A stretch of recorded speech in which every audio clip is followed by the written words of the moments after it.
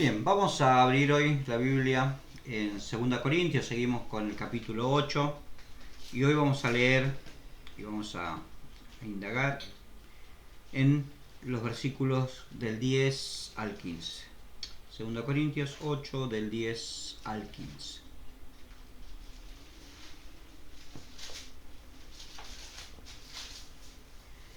Y en esto doy mi consejo, porque esto os conviene a vosotros, que comenzasteis antes, no solo hacerlo, sino también quererlos desde el año pasado. Ahora pues llevad también a cabo el hacerlo, para que como estuvisteis pronto a querer, así también lo estéis a cumplir conforme a lo que tengáis. Porque si primero hay voluntad dispuesta, será acepta según lo que uno tiene, no según lo que no tiene. Porque no digo esto para que haya para otros holguras y para vosotros estrechez, sino para que en este tiempo, con igualdad, la abundancia vuestra supla la escasez de ellos, para que también la abundancia de ellos supla la necesidad vuestra, para que haya igualdad. Como está escrito, el que recogió mucho no tuvo más, y el que poco no tuvo menos. Te pedimos, Señor, que nos guíes a través de tu palabra, Padre Celestial, y nos enseñes, porque necesitamos que seas tú, Señor, el que obre, el que nos hable, Padre Celestial. Porque la palabra de los hombres, Señor, es corrupta. Te pedimos que seas tú, Señor, en el nombre de Jesús. Amén. Bien, habíamos dicho la semana pasada que este versículo 10 era un nexo entre lo que estábamos viendo acerca del servicio y acerca de la obra de gracia que Dios nos manda a llevar a cabo y que Dios preparó para nosotros y el mensaje de hoy. Recuerdan la semana pasada, habíamos visto que esta obra de gracia no podía ser llevada a cabo de cualquier manera y no era cualquier cosa, no todo el que hace una obra que parece linda o que parece altruista o que parece una obra de bien, está realmente sirviendo al Señor o haciendo una obra de gracia. Puede simplemente estar haciendo una obra de bien, que es plausible, la cual decimos perfecto que se haga, pero no es la obra de gracia que Dios nos manda a nosotros a hacer. Ya que para esa obra era necesario que aquel que está encargado de hacerla abunde, pero abunde en fe, abunde en la palabra de Dios, abunde en ciencia, en solicitud, abunde en amor. O sea, no es una obra que pueda ser llevada a cabo de una manera sencilla. Sí es una obra, sí es algo que nosotros tenemos que hacer, sí es algo que Dios nos manda a hacer, pero hacerla de acuerdo a la voluntad de Dios no es simplemente ir y ejecutarla. Una cosa es ejecutar una obra y otra cosa es hacer la obra de gracia que Dios nos manda a realizar. Ya es Pablo mismo, por eso dice, no quiero mandarlos. En el versículo 8 le había dicho, no hablo como quien manda, sino para poner a prueba. O sea, Pablo no estaba buscando, y Dios no está buscando en nosotros, no está buscando en sus hijos una reacción simplemente de obediencia. La da por descontada esa reacción. Está buscando la obra que sale de corazones transformados, de corazones que han sido transformados y que han pasado por el arrepentimiento y el perdón de Dios, tal como habían pasado en los Corintios. Ustedes fíjense que no habla de esto, sino hasta ahora. 2 Corintios 8, 15. Después de haber estado en 1 Corintios, de haber estado en una segunda carta que les escribió, simplemente después que Tito les trae las noticias del arrepentimiento de los corintios, entonces ahí sí empieza a tocar este tema. ¿Por qué? Porque esta obra que ellos estaban por realizar no era una obra común, no era una obra de bien, no era en este caso una limosna que se enviaba a Jerusalén, era muy distinto a una limosna, era una ofrenda, era una obra de gracia, como otras tantas obras de gracia que nosotros estamos llamados a hacer. O sea que ellos habían pasado por una acción de Dios y del Espíritu Santo antes de poder realizar esa obra. Por eso es que una cosa es ser cristiano y otra cosa es pertenecer a un grupo religioso. Podemos ser evangélicos y no ser cristianos. Podemos ser, como en un tiempo el ser cristiano pasó en los primeros siglos por la Iglesia Universal, que luego se transformó en la Iglesia Católica, y luego dejó de ser la identificación de un cristiano.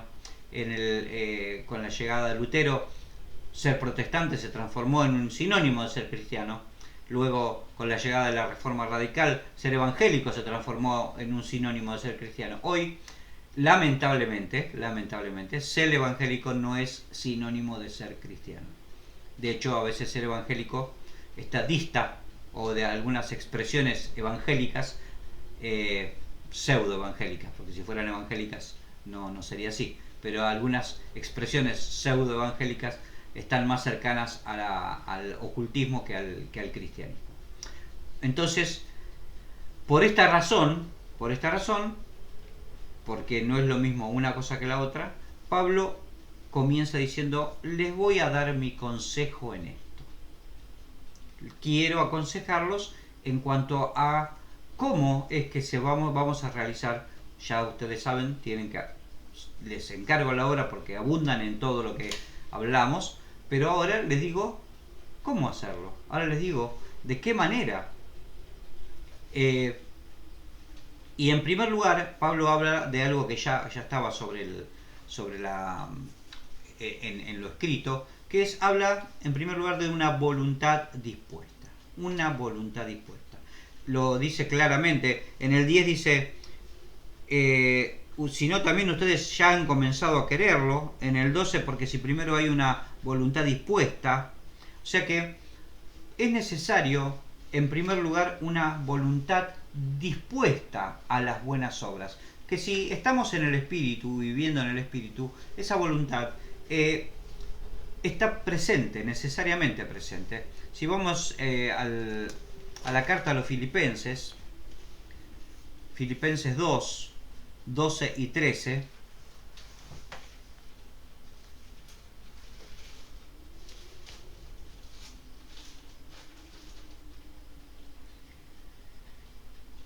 el título en las versiones de Reina Valera es Luminares del Mundo. Ya nos está hablando de personas que van a iluminar con sus hechos y con su vida la vida de otros. Dice: por tanto, amados míos, como siempre habéis obedecido, como decíamos, la obediencia está sobreentendida, no como en mi presencia solamente, sino mucho más ahora en mi ausencia, ocupados de vuestra salvación con temor y temblor. Porque Dios es el que produce en vosotros así el querer como el hacer por su buena voluntad. Por su buena voluntad. Y ustedes fíjense que el querer y el hacer están aquí en una misma oración, porque es Dios, a través del Espíritu Santo, el que produce en nosotros tanto el querer como el hacer. Y cuando estamos hablando de cristianos, cuando estamos hablando de la obra de Dios y cuando estamos hablando de nuestro propio servicio, el querer y el hacer van juntos. O sea, Pablo no los separa. Pero nosotros, a efectos del mensaje, lo vamos a ir separando. Como decíamos, la obediencia estaba sobreentendida. Pero Pablo, ¿qué les dice? El querer, esta voluntad dispuesta al servicio, es necesaria no solamente porque otros están en necesidad, que sí, por supuesto, eso es un detonante, eso es un movilizante, pero la necesidad de que esto sea así es ocuparse en nuestra propia salvación. Dice: ocupaos en vuestra salvación con temor y temblor. El cristiano no fue dado a luz en la vida cristiana para permanecer inmóvil, quieto y sin actividad. El cristiano fue dado a luz para ocuparse, como decíamos la semana pasada, de las buenas obras que Dios preparó de antemano para que anduviésemos en ella. O sea, no es el servir a Dios, el buscar al Señor, el buscar actividad para hacer, no simplemente por la actividad en sí misma, sino para servir a Dios, el buscar en oración esas obras que Dios preparó de antemano para que yo anduviese en ellas, no es simplemente una opción, es una necesidad de ocuparme en mi salvación con temor y temblor. Y cuando dice con temor y temblor, está diciendo que ahí nos va la vida cristiana. Ahí nos va la vida cristiana. Hoy quizás vamos a usar algunos dichos que se usan habitualmente en nuestra vida diaria, y podríamos usar el primero: camarón que se duerme se lo lleva la corriente. Cristiano que no se ocupa en las buenas obras que Dios preparó de antemano para que anduviésemos en ellas, se los va a llevar la corriente del pecado. Se lo lleva la corriente del pecado. Por eso nos dice que busquemos, que estemos en la presencia de Dios, que andemos en el Espíritu para ocuparnos de esas buenas obras con temor y temblor. ¿Para qué? Para ocuparnos de nuestra salvación. Y dice luego el 13, porque es Dios el que en vosotros produce así el querer como el hacer, por su buena voluntad. Lógico, leíamos que Dios preparó de antemano las buenas obras, entonces Él mismo, por su Espíritu Santo, produce tanto el querer como el hacer por su buena voluntad. Y en esto, como dice Pablo, ustedes obedecieron siempre y nosotros tenemos que obedecer siempre, en presencia o fuera de la presencia. Nosotros no lo tenemos a Pablo, pero tenemos a Dios, el Espíritu Santo en nuestro corazón, que está buscando, pero debiéramos hacerlo no para el ojo. En este caso, el ojo del amo no engorda el ganado. Otro dicho popular. Pero Dios está mirando. Dios está mirando. Nosotros tenemos que obrar. Tenemos que tener la disposición del corazón de ocuparnos de nuestra propia salvación. Y como decíamos, no es una genialidad nuestra. Las obras que vamos a realizar no son nuestra idea. No tenemos que estar buscando ideas, ir detrás de la imaginación de nuestros corazones, como ya alguna vez lo dijimos, para ver qué podemos hacer. A ver, hagamos una lluvia de ideas. ¿Qué podemos hacer para servir al Señor? Busquemos en el Espíritu. Preguntémosle a Dios, ¿qué tenemos que hacer? ¿Qué tenemos que hacer? No andemos buscando en nuestra imaginación, y mucho menos en las actividades que realiza el mundo, para saber qué es lo que tenemos que hacer. Dios nos va a decir claramente, si es que estamos en su presencia, qué es lo que tenemos que hacer para ir detrás de Él. La obra de Dios, tanto el querer como el hacer, es por su Espíritu Santo. Es por su Espíritu Santo. Y Pablo les dice, ustedes ya tienen un corazón dispuesto. Bien, bárbaro, se quieren ocupar de su salvación. Están en arrepentimiento, están siguiendo los pasos correctos. Bueno, ahora que quieren, háganlo. Háganlo. Hacía un año, fíjense que les dice, en ustedes está el quererlo desde el año pasado. Desde el año pasado. O sea que entre el Espíritu Santo obrando en los corazones de los corintios, para que pudieran enviar esa ofrenda, en este caso para servir a Dios, y la acción ya había pasado un año y todavía no había sido realizada. Un año. Si eso no es procrastinación, no sé qué sea. Pero la fueron dejando pasar. Y ahora Pablo se los está reclamando. La procrastinación, recordamos, es siempre dejar las cosas para otro momento, para mañana. La dejo para mañana, y la dejo para mañana, y la dejo para mañana. Y siempre para mañana, pero nunca para hoy. Estos muchachos hacía un año que querían hacerlo. Y Pablo se los dice claramente, porque Pablo tenía en claro lo que Jesús tenía en claro. Si vamos a Mateo 26, 41. Estaban en el Getsemaní. Jesús estaba orando. Dejó a los discípulos allí para que velaran con él. Y se durmieron. Los despertó y le dice, no, en el 40 al final dice, así que no habéis podido velar conmigo una hora. Después de un año no hicieron lo que tenían que hacer. Podría decirles Pablo. Dice, velad y orad para que no entréis en tentación. El espíritu a la verdad está dispuesto, pero la carne es débil. La carne es débil. Claro, el espíritu, en relación con el Espíritu Santo, con el Dios en nosotros, quiere, pero tenemos que poner en movimiento un mecanismo, que es nuestro cuerpo. Pero lo tenemos que poner en movimiento. Pero es débil. Pero es débil. Los corintios todavía no lo habían hecho. Después de un año estaban en veremos.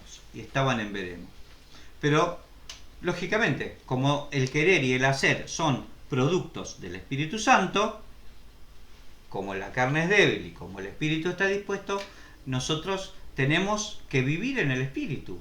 Si queremos llevar la obra de Dios del querer al hacer, tenemos que estar viviendo en el espíritu. Si no vivimos en el espíritu, vamos a pasar la vida queriendo y nunca haciendo. Vamos a pasar la vida queriendo porque el espíritu nos va a decir, orá más, lee más la palabra, serví más al Señor, y siempre vamos a ir a los campamentos, vamos a ir a encuentros, vamos a ir a cualquier lugar en donde van a tocar nuestros sentimientos, y en algunos lugares van a hacer cosas bastante peores, como hacer regresiones y otras cosas, pero nunca vamos a llegar a los hechos. Siempre vamos a estar necesitando que nuestros sentimientos sean tocados, pero nunca vamos a estar trasladando el querer al hacer. Porque no es lo mismo querer al hacer, porque otro dicho, del dicho al hecho, dicen, hay mucho trecho, hay mucho camino. Pero nosotros, si queremos hacer las cosas como Dios quiere, si queremos hacer la obra de Dios y queremos hacer la obra de gracia, las obras que Él ya nos preparó de antemano, el Espíritu las va a generar el querer. Pero solamente por el Espíritu vamos a tener el hacer, y no por otra cosa. Lógicamente, las obras de las carnes les gusta hacerlo. Les gusta hacerlo. Sin ninguna duda. Por eso se nos ocurren siempre cosas que son de la carne. Poner oscura el templo para que esté oscuro, poner luces de colores. Esas cosas las hacemos inmediatamente. Vivir en santidad no tanto. Servir al Señor no tanto. No es tan automático. Porque no son obras de la carne. Son obras del Espíritu. En Gálatas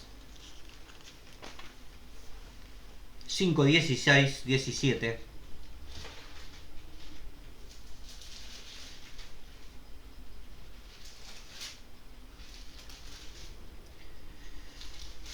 Digo pues, andad en el Espíritu, y no satisfagáis los deseos de la carne, porque el deseo de la carne es contra el Espíritu, y el del Espíritu contra la carne.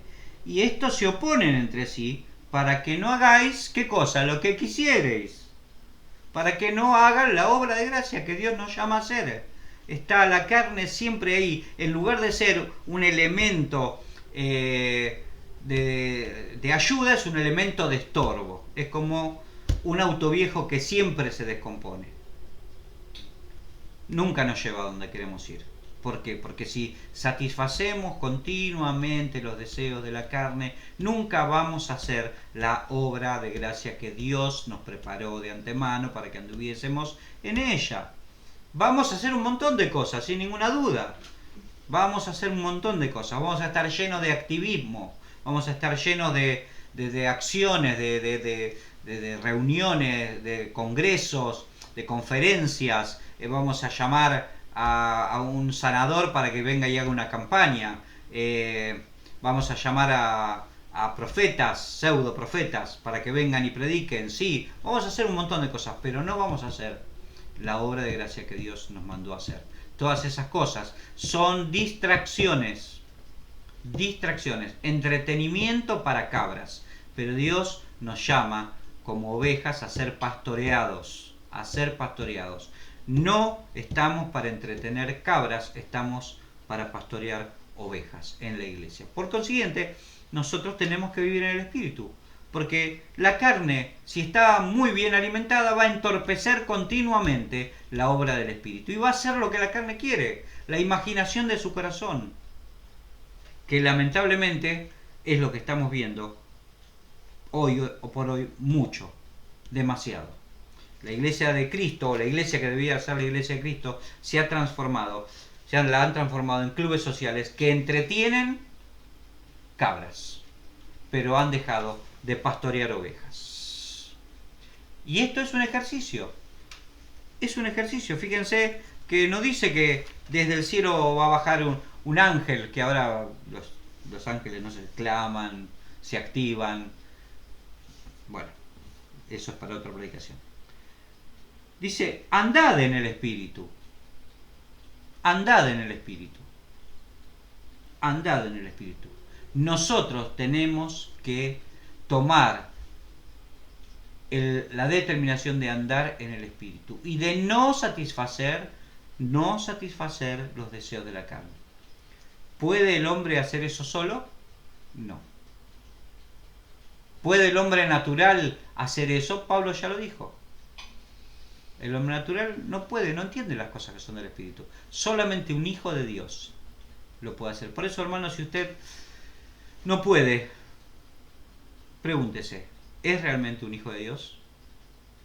¿Es realmente un hijo de Dios?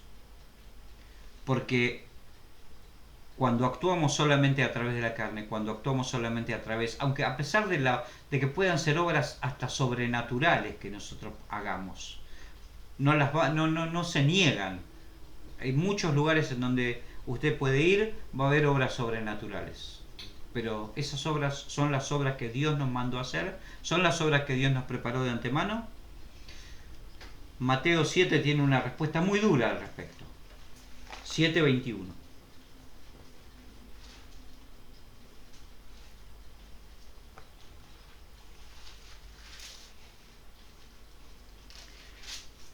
No todo el que me dice Señor, Señor entrará en el reino de los cielos, sino el que hace la voluntad de mi Padre que está en los cielos. Y no toda obra, no todo lo que se nos ocurre es voluntad del Padre que está en los cielos. Aunque yo declare positivamente, aunque haga una declaración positiva, una manifestación positiva, aunque piense en positivo y diga, declaro que esto tiene que ser así, si no es la voluntad de Dios, no es la voluntad de Dios. ¿La puedo llegar a cabo? Sí. Sí, si tengo los suficientes medios económicos para hacerlo. Y hay muchos que los tienen. Ustedes han visto cómo se abren templos enormes, cómo gente hace cola en las calles para entrar a diferentes reuniones. ¿Es la obra de Dios? No todo el que me dice Señor, Señor entrará en el reino de los cielos, sino el que hace la voluntad de mi Padre que está en los cielos. Muchos me dirán en aquel día, Señor, ¿no profetizamos en tu nombre? Profetizaron en el nombre del Señor. ¿Y en tu nombre echamos fuera demonios?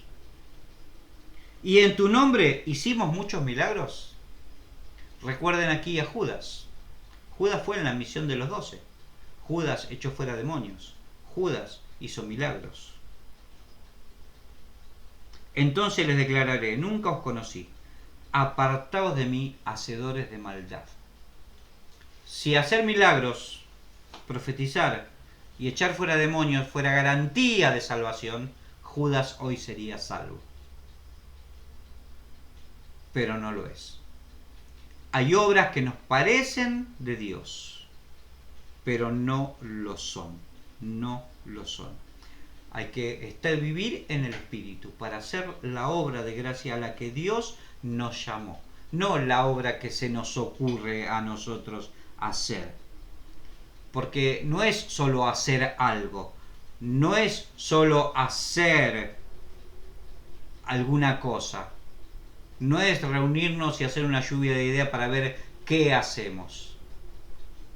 Es poner rodilla en tierra y orar para buscar la voluntad de Dios y hacer la voluntad de Dios. Porque si no, ese hacer es solamente eso, un hacer sin sentido. Son hacedores de maldad.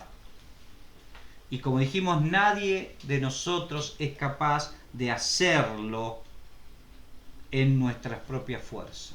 Porque uno se podrá decir, entonces, ¿quién podrá ser salvo en estas condiciones? Ninguno de nosotros. Ninguno de nosotros. Por eso Para todo esto es necesaria la voluntad de Dios. Marcos 10, 26 al 30.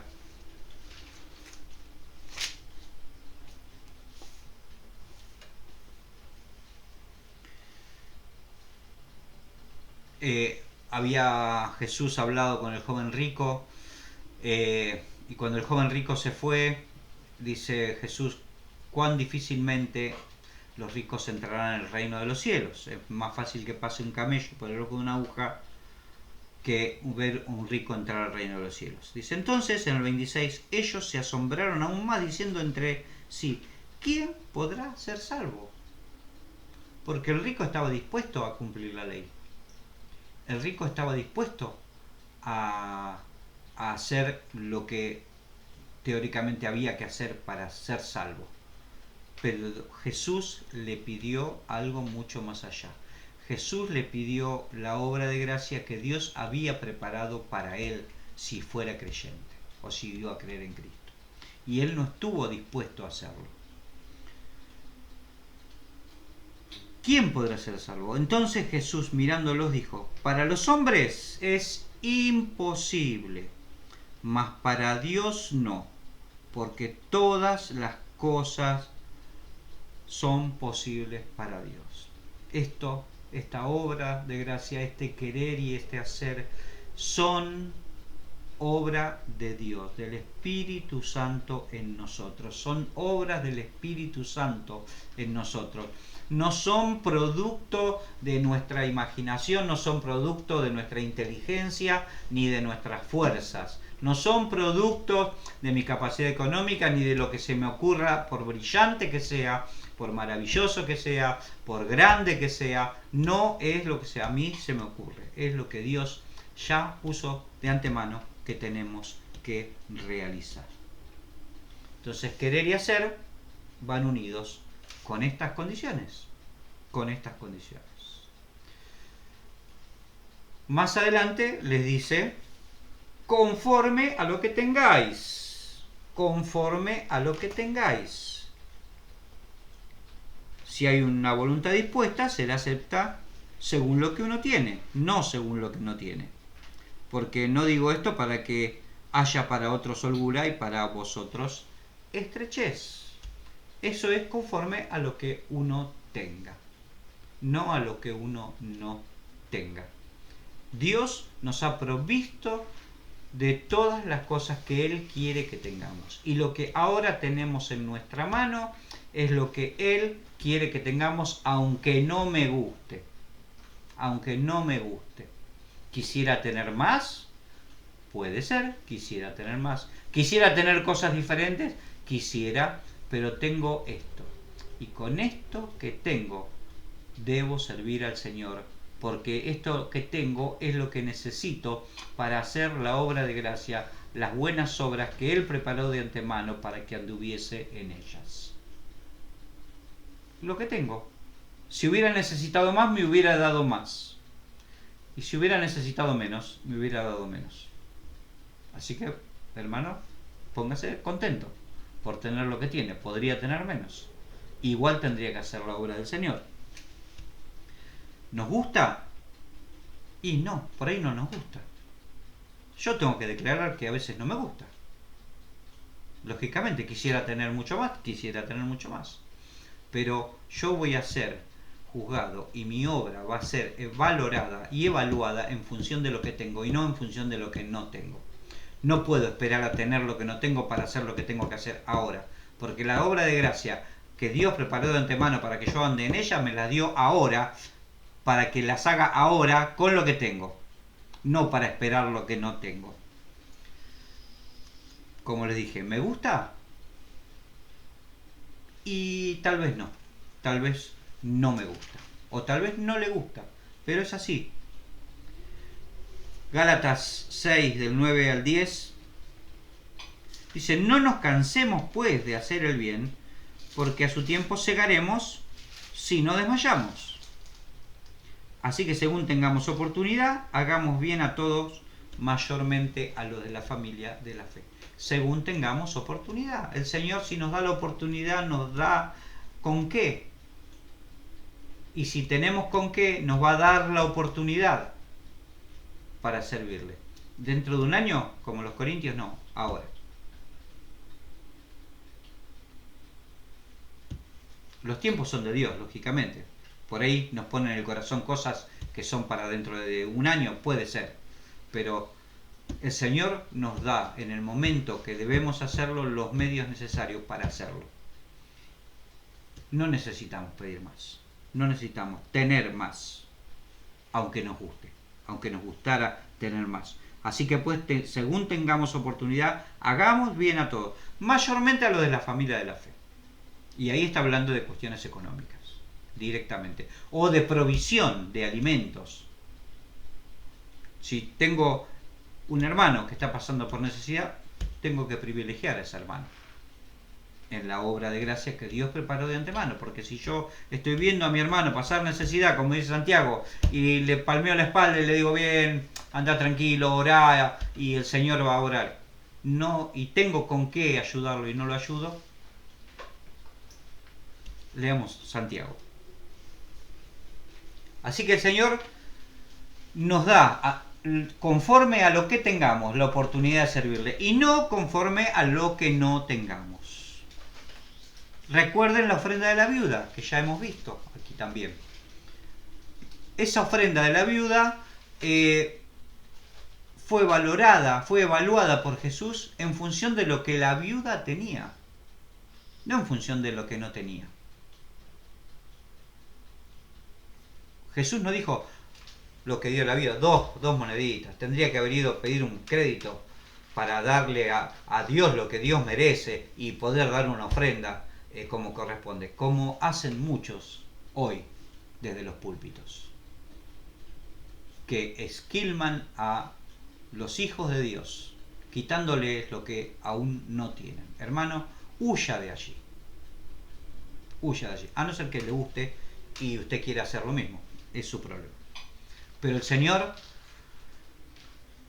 fue claro. Es según lo que uno tiene y no lo que no tiene. Y Él valoró la ofrenda de la viuda en función de lo que la viuda tenía y no de lo que la viuda no tenía. Santiago 4:17 nos dice claramente: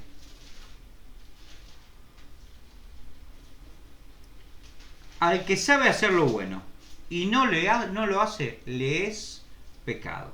El que sabe hacer lo bueno y no lo hace, le es pecado. Hermano, estamos en condiciones, en zona de pecado, cuando sabemos que tenemos que hacer algo. Dios nos puso la oportunidad, nos dio los medios y no lo hacemos.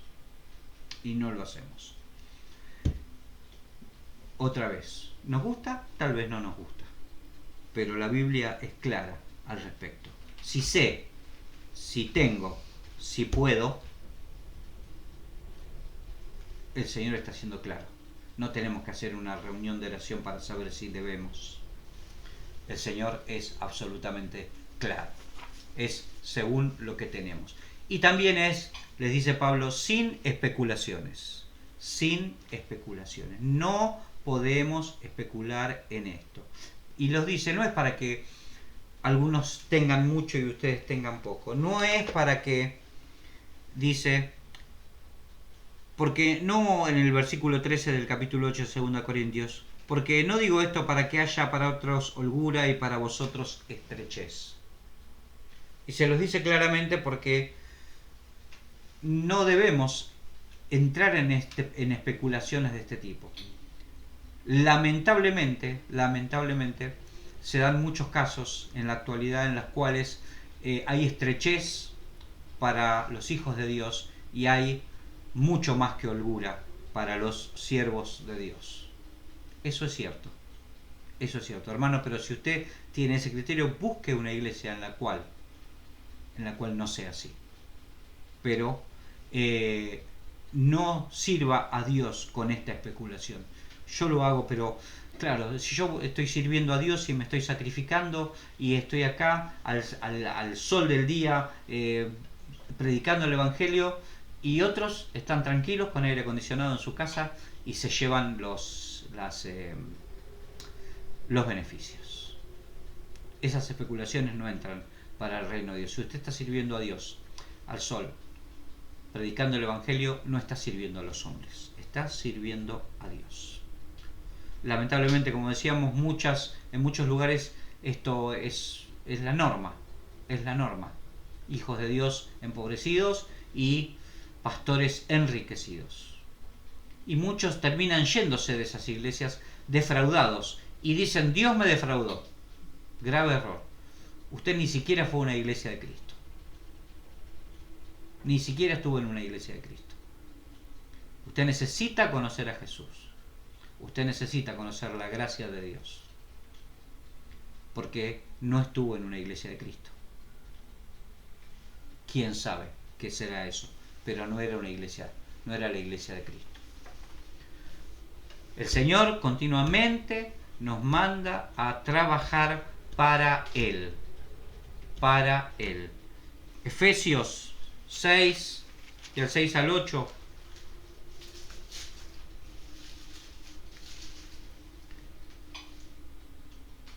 No sirviendo al ojo, como los que quieren agradar a los hombres. Como los que quieren agradar a los hombres. Sino como siervos de Cristo, de corazón, haciendo la voluntad de Dios, sirviendo de buena voluntad, como al Señor y no a los hombres, sabiendo que el bien que cada uno hiciere, ese recibirá del Señor, sea siervo o sea libre. Dios nos manda a servir no al ojo, no al hombre. Hermano, si usted sí está sirviendo en un lugar al hombre, como ya le dije, tome los recaudos necesarios. Pero no hay que servir al ojo, ni hay que servir al hombre. Colosenses 3:23 es similar. Y todo lo que hagáis, hacedlo de corazón, como para el Señor y no para los hombres, sabiendo que del Señor recibiréis la recompensa de la herencia, porque a Cristo el Señor servís. A Cristo el Señor servís. Y luego dice: mas el que hace injusticia recibirá la injusticia que hiciere, porque en Dios no hay acepción de personas. Pablo también le dice a los corintios: no erréis, todo lo que el hombre sembrare, eso también segará. La palabra del Señor en esto es clara, hermanos. No podemos servir especulando que yo estoy sacrificándome y el otro no está haciendo nada. Si sirvo y si hago las cosas, las hago para el Señor. Y el otro tiene que hacer las cosas para el Señor. Y Pablo lo dice claramente: no les pido este servicio para que haya para algunos estrechez y para otros holgura. No es así, sino para que con igualdad,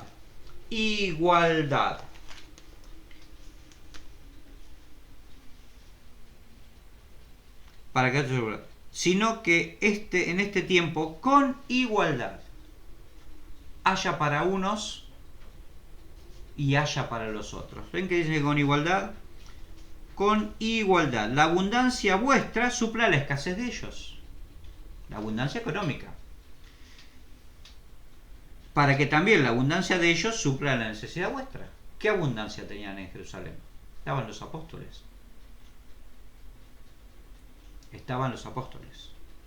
Estaba la base de la iglesia. En estos tiempos es igualdad. De un lado estaban los apóstoles en Jerusalén, del otro lado estaban los gentiles convertidos. Pero en esos tiempos había igualdad. Notan como Pablo no dice que hay una escala jerárquica entre los apóstoles de Jerusalén y los miembros de la iglesia de Corinto, que el ser apóstoles no establecía, o los dones que ellos tenían no establecían jerarquía. Los dones no establecen jerarquía. ¿Por qué entonces hoy los dones establecen jerarquía? O nosotros atribuimos jerarquía a los dones. ¿Por qué? ¿Por qué el pastor tiene una jerarquía superior? ¿Por qué se auto nombran apóstoles para tener más jerarquía? Que hoy ya van por querubines. Fueron apóstoles, pues fueron ángeles, pues fueron arcángeles. Hoy hay querubines, superapóstoles. Porque no hay jerarquía. No hay jerarquía. Hay dones. Y todos los dones fueron puestos en la iglesia para edificación de los hermanos. Y todos los hermanos contribuyen para que esta iglesia crezca, para que el Señor haga la obra. Y cada uno está llamado a hacer la obra de gracia, las obras que Dios preparó de antemano para que anduviésemos en ellas, pero hacer la obra de Dios, en los términos y bajo las condiciones que Dios mismo establece, no las que los hombres han querido establecer. Hermanos, Dios les bendiga. En sus manos está su vida espiritual. En sus manos está el analizar su situación y la situación de cada uno de nosotros. No podemos echarle la culpa a Dios. Dios fue claro en su palabra. Y esta palabra es la misma que está en su mesa de luz, en su mesa ratona en el living o en su biblioteca guardada. Usted puede ir, indagarla, verificarla. Pero Dios en esto es muy, muy claro. Eterno Padre, te agradecemos por tu gran amor y tu misericordia, porque en ti, Señor, podemos confiar, estar con la certeza, Señor, de que tú nos mandas a hacer tu obra, no nuestra obra, Señor. Tu obra. Que esa obra tú ya la has diseñado, tú ya la has prefabricado, tú ya has dado los medios, tú ya has provisto las oportunidades.